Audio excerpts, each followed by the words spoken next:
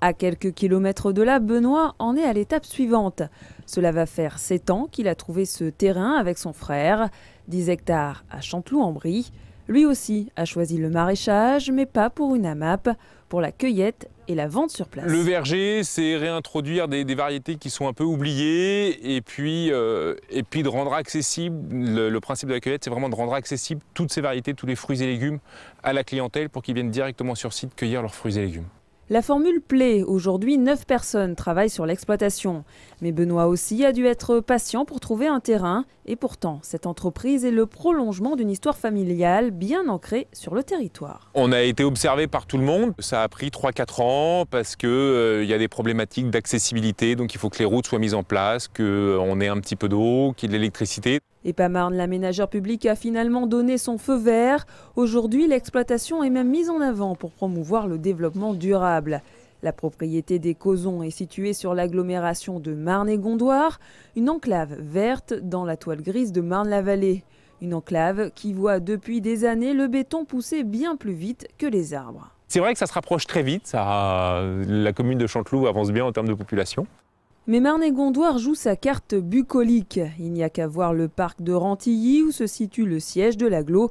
Depuis le début de l'année, l'agglo est la première en Île-de-France à avoir fait adopter un PPEANP, un sigle barbare ce PPEANP, mais ici tout le monde sait ce que cela signifie. En gros, l'agglomération a défini avec le département un périmètre où les terres agricoles et les espaces naturels vont être protégés de l'invasion urbaine. On est dans un territoire où depuis 15 ou 20 ans, la solution de facilité, ça a été de dire il faut urbaniser, donc on bouffe de la terre agricole. Il faut encore urbaniser, donc on bouffe de la terre agricole.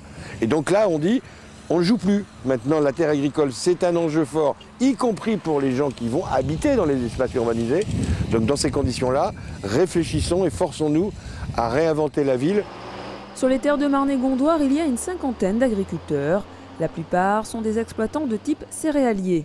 Ils n'ont pas souhaité pour l'instant s'exprimer devant la caméra, mais tous ont accepté bon gré mal gré le PPEANP, même s'il signifie que leurs terres resteront agricoles, fini les convoitises immobilières. Mais aujourd'hui, les négociations continuent entre eux et l'agglomération. Les agriculteurs craignent que les politiques ne décident de l'avenir de leurs terres, ou même pire, leur disent quoi cultiver. La loi impose en effet un plan d'action. Ce n'est pas le politique qui peut décider de l'avenir du monde agricole. On a encore fait, voilà, 8 jours, un séminaire avec tous les agriculteurs pour définir le plan d'action. Ce qui est important, c'est qu'ils acceptent de participer, qu'ils étaient présents et qu'on va trouver quelque chose. Voilà, après, on a tous des inquiétudes. Quelle place pour les circuits courts? Quelle place pour les grandes cultures? Aujourd'hui, ici, plus personne n'ose officiellement opposer ces deux types d'agriculture. Après tout, ils ne sont pas concurrents, sauf pour les terres. L'équilibre économique du monde agricole local est subtil.